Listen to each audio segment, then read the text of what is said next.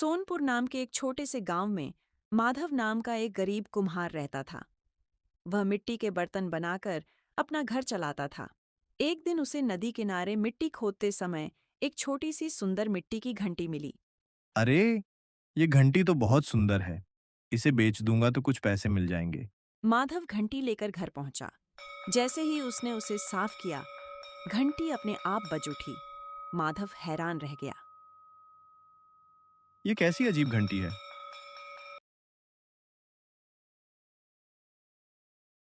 अगली सुबह गांव का लालची साहूकार धनराज माधव के घर आया। उसकी नजर घंटी पर पड़ी।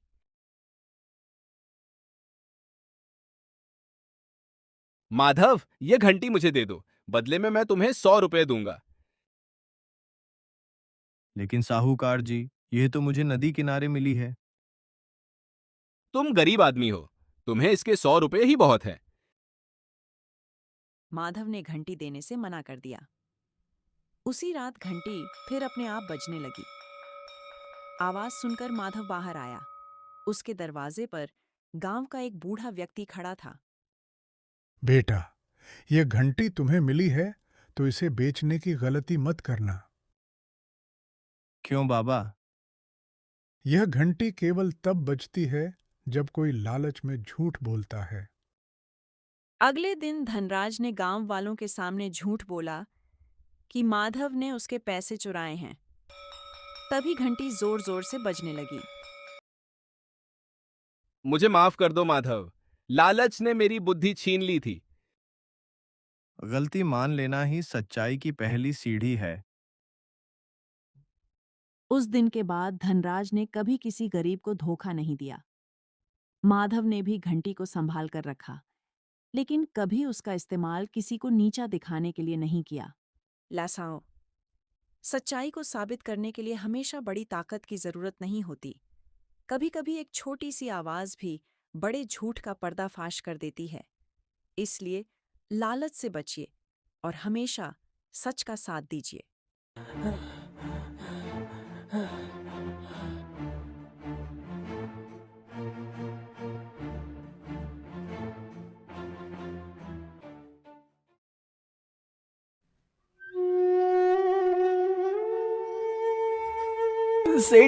सेठ जी मेरी सहायता कीजिए। मैं बड़ी ही दुविधा में हूँ। हाँ हाँ बोलो भाई, तुम्हें क्या चाहिए? सेठ जी, इस बार सूखा पड़ने की वजह से खेतों की सारी फसल नष्ट हो गई है। अब मैं अपने परिवार का पेट कैसे पालूंगा? यदि आप मुझे कुछ पैसे उधार दे देते तो आपकी बड़ी कृपा होती मुझ पर। हाँ भाई, आप चिंता ना करें, मैं आपकी मदद अवश्य करूँगा। ये लीजिए 100 रुपए। जब आपकी फसल अच्छे से हो जाए तो मेरे पैसे चुका देना। सेठ जी, आप महान हैं, आप महान हैं। आप हमारे लिए भगवान से कम नहीं, आप जैसा कोई नहीं। ईश्वर आपकी सारी मनोकामनाओं को पूर्ण करे।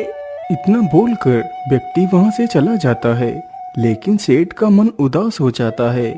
तभी उसे चक्कर आ गया और वह जमीन पर गिर पड़ा।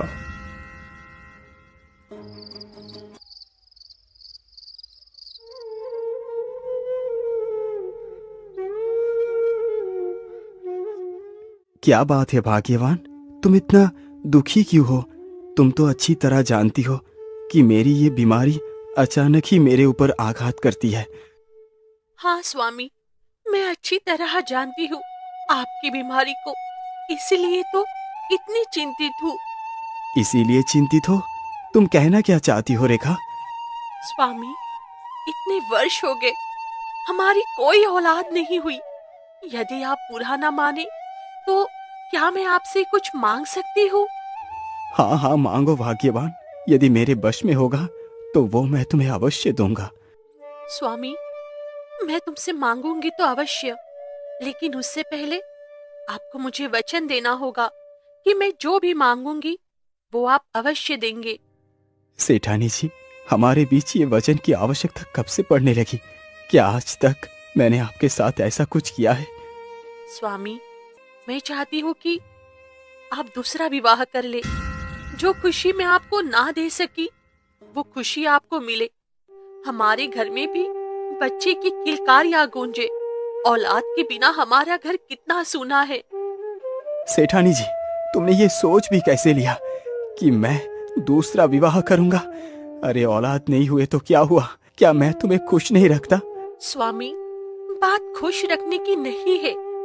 यदि हमारी कोई औलाद नहीं होगी तो बुढ़ापे में हमारा सहारा कौन बनेगा? भाग्यवान, ये हमने इतना पैसा क्यों कमाया है?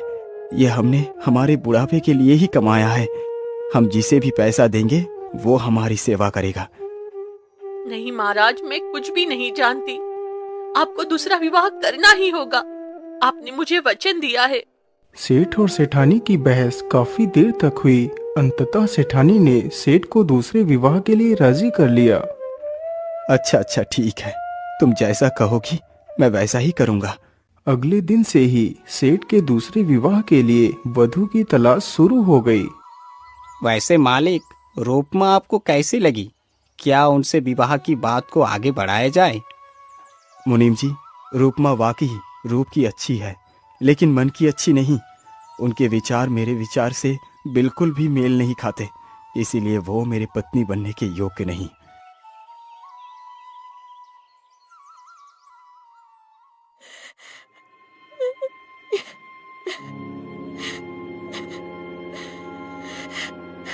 अरे मुनीम जी, ये जंगल में रोने की आवाज किसकी है? लगता है कोई तकलीफ में है। हाँ हाँ मालिक, लगता है ये आवाज उस ओर से आ रही है। वैसे मालिक, ये जंगल खतरे से खाली नहीं, हमें चुपचाप यहाँ से निकल जाना चाहिए। नहीं मुनीम जी, चाहे वहां पर लाख खतरे हो, लेकिन मैं किसी दुखियारी को ऐसे रोता हुआ छोड़कर नहीं जा सकता। मैं उससे मिले बिना यहाँ से नहीं जा सकता। यदि तुम्हें मेरे साथ आना है तो आओ, यदि नहीं आना तो मत आओ। अरे नहीं नहीं मालिक, मैं भी आपके साथ जरूर चलूंगा। दोनों ही उस आ रही आवाज की ओर बढ़ते हैं। कुछ दूर चलने पर उन्होंने देखा कि एक वृक्ष के नीचे एक सुंदर सी युवती बैठकर रो रही है। देखने में वह किसी राजकुमारी से कम नहीं लग रही थी। अरे ये तो एक युवती है। आखिर इतने खतरनाक जंगल में ये अकेले बैठकर रो क्यों रही है? मालिक, इसका पता तो युवती से पूछ कर ही चलेगा। हाँ हाँ, चलो इसके पास चलकर पूछते हैं। वह दोनों युवती के निकट पहुंचते हैं।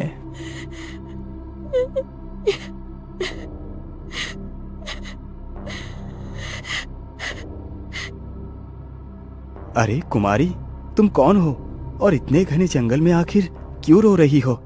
तुम्हें क्या तकलीफ है? मेरा नाम वसुंधरा है। मैं एक साहूकार की बेटी हूँ। मेरे माता पिता एक दुर्घटना में मारे गए।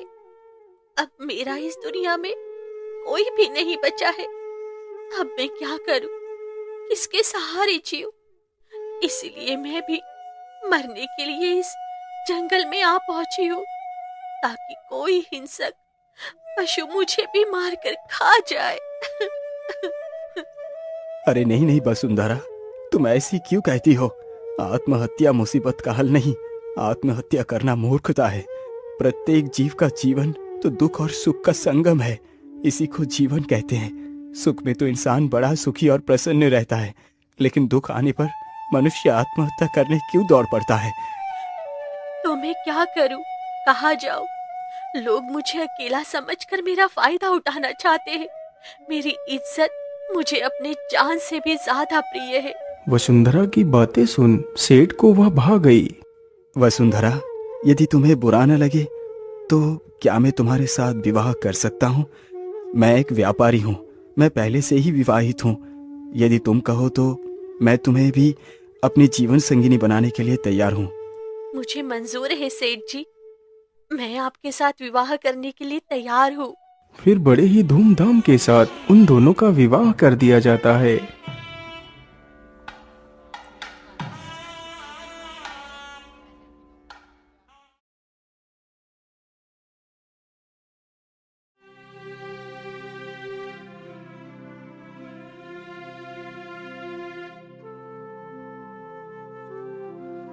वसुंधरा काफी सुंदर थी।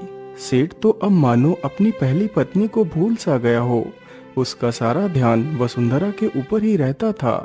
वसुंधरा दिन रात ठाठ से रहती, वहीं रेखा अपने ही घर में एक नौकरानी की तरह रहती और घर का सारा कार्य करती। सेठानी जी, क्या आपको बुरा नहीं लगता? अब तो सेठ जी आपके ऊपर बिल्कुल भी ध्यान नहीं देते। वही नई सेठानी का तो वह कितना ख्याल रखते हैं। अरे नहीं कम्मो, तुम गलत सोच रही हो। सेठ जी मुझे अभी भी बहुत प्रेम करते हैं। वह दोनों आपस में बात कर ही रही थी कि तभी वहां पर वसुंधरा आ गई। अरे, मेरी गैर मौजूदगी में आखिर यहाँ पर क्या खिचड़ी पकाई जा रही है? कुछ नहीं छोटी, हम लोग तो वैसे ही कुछ काम की बातें कर रहे हैं। अच्छा ठीक है। वैसे दीदी, मुझे बहुत जोरों की प्यास लगी है। क्या आप मेरे लिए कुएं से थोड़ा सा पानी भरकर ला सकती है? अरे छोटे सेठानी, पानी के लिए सेठानी को क्यों जाना पड़ेगा? मैं ही पानी भरकर ले आती हूँ। नहीं, मैं तेरे हाथों से लाया हुआ पानी नहीं पीऊंगी। मुझे तेरे ऊपर बिल्कुल भी भरोसा नहीं है। पता नहीं तू पानी में क्या मिलाकर पिला दे। अरे क्या हुआ वसुंधरा? मैं तुम्हें तुम्हारे कक्ष में ढूंढ रहा था और तुम यहाँ पर क्या कर रही हो? कुछ नहीं सेठ जी, मैं दीदी से पानी लाने के लिए कह रही थी। अच्छा, कोई बात नहीं रेखा, तुम जाकर अपनी बहन के लिए पानी भर कर ले आओ। जी, मैं अभी जाती हूँ। बेचारी रेखा पानी लाने के लिए चल पड़ी। वह चलते चलते जल्दी ही कुएं के पास पहुंच जाती है।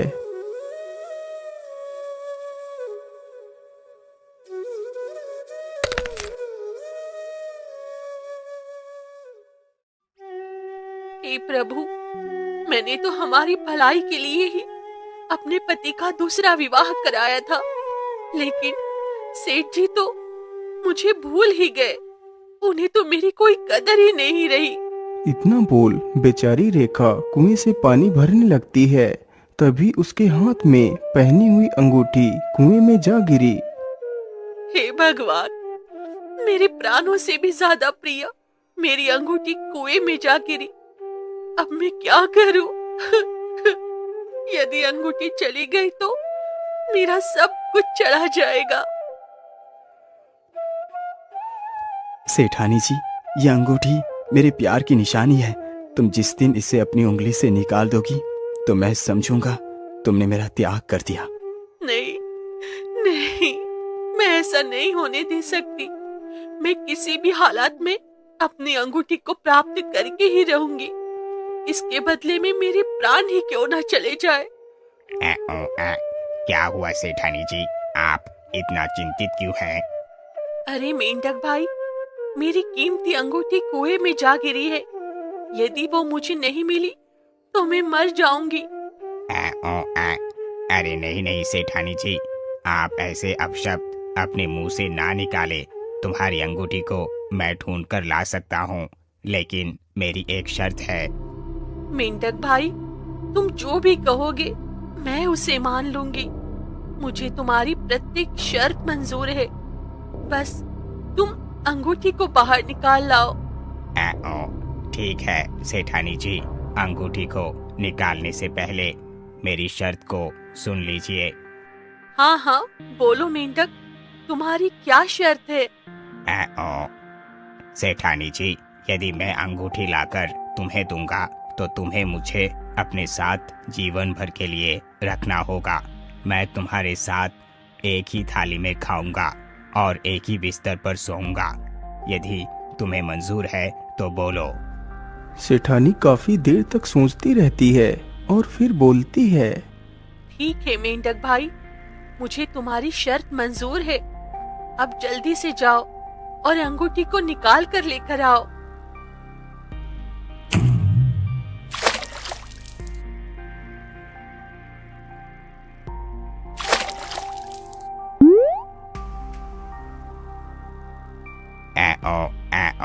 ये लीजिए सेठानी जी, आपकी कीमती अंगूठी।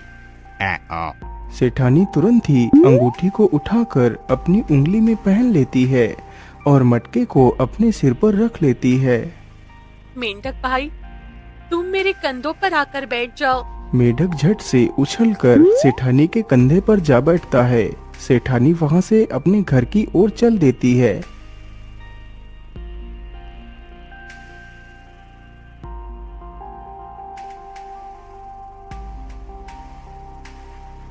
छोटी, ये लो, मैं पानी भरकर ले आई हूँ, तुम इसे रख लो। मम्मा, मेंढक, तुम्हारे कंधे पर मेंढक, छी छी, तुम्हारे हाथ का पानी नहीं पी सकती हूँ। ये मेंढक मेरा नया मित्र है, आज से ये साथ ही रहेगा। अच्छा, अब मैं चलती हूँ। सेठानी तुरंत ही वहां से चली जाती है।